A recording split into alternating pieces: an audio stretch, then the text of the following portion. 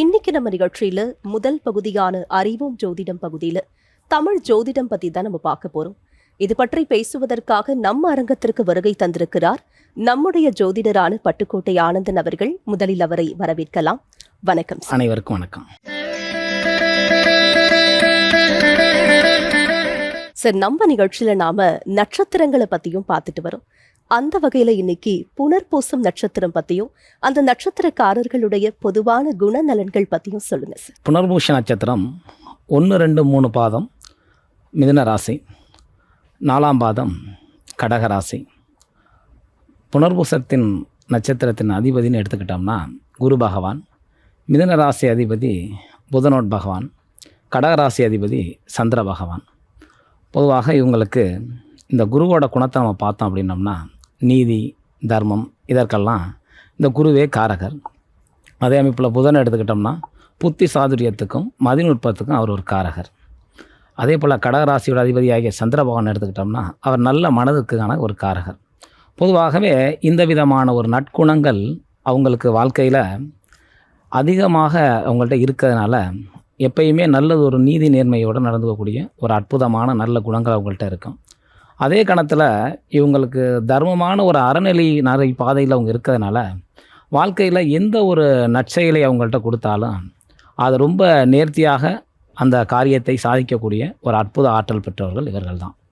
அதே கணத்தில் இவங்களோட அமைப்பில் எடுத்துக்கிட்டோம் அப்படின்னம்னா இவங்களுக்கு நெற்றிக்கண் திறப்பினும் குற்றம் குற்றமே என்று சொல்லக்கூடிய அளவுக்கு ரொம்பவே அறநெறி பாதையில் ரொம்ப அந்த ஸ்ரீமத்தாக இருக்கக்கூடியவர்கள் இவர்கள் தான்.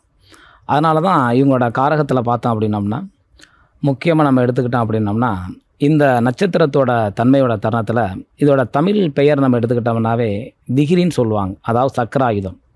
அதாவது என்னென்னா காக்கும் கடவுள் பெருமாள் கையில் இருக்குது. அதாவது இந்த பிரபஞ்சத்தில் இருக்கக்கூடிய அநீதியை அழித்து, அதாவது அதர்மத்தை அழித்து தர்மத்தை நிலைநாட்டக்கூடிய ஒரு தன்மையான நட்சத்திரம் இந்த நட்சத்திரம். இவங்களோட அமைப்புகளில் மற்றொரு விதமான நல்ல குணங்கள் நிறையா உண்டு. அதில் பார்த்தோம்னா முன்கூட்டியே வருவதுணரக்கூடிய ஞான அறிவும் அவங்கள்ட்ட ரொம்பவே அதிகமாக இருக்கும். இன்றைக்கி வருவதுணரக்கூடிய கலைனா என்ன, உதாரணம் எடுத்துக்கிட்டோம் அப்படின்னோம்னா ஜோதிட கலை. அந்த கலையில் சிறந்து விளங்குவாங்க. வானசாஸ்திரம் ஃபுல்லாகவே சிறந்து விளங்கக்கூடியவர்கள் தான்.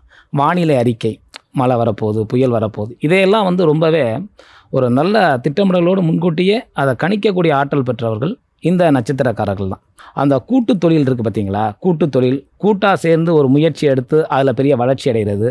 இந்த மாதிரியான இவங்க தனித்துவமாக இயங்குவதை விட முதல் முறையாக கூட்டு தொழிலாக இயங்கி அதில் பெரிய அளவில் சாதிக்கலாம். இவங்களோட அமைப்புகள் நம்ம எடுத்துக்கிட்டோம் அப்படின்னம்னா இன்னொரு கூடுதலான ஒரு தன்மை கூட, இவங்க ரத்தத்திலே பார்த்தோம்னா அந்த புனர்பூச தன்மையில் பிறந்தவங்களே இயல்பாகவே உயர்ந்த ஒரு அறநெறியில் உள்ளவங்களோட ரத்தத்தில் பிறந்தவங்க தான் இவங்க. பாரம்பரியமாக இவங்க பாட்டன் வாழ்ந்தவராக இருப்பாங்க, ஒரு தாத்தா வாழ்ந்திருப்பாங்க. பொதுவாக அந்த அமைப்பில் வரும்போது இவங்க திரும்ப திரும்ப அந்த குலத்துக்கு வரும்போது இந்த குலத்தில் இவங்க புனர்பூசத்தில் ஒருத்தர் பிறக்கிறாங்க அப்படின்னாவே கண்டிப்பாக அது நமக்கு அந்த புனர்பூசத்தின் தமிழ் அர்த்தம் அப்படிங்கிறது திரும்ப கிடைத்த ஒளி அப்படிம்பாங்க காலகட்டம்.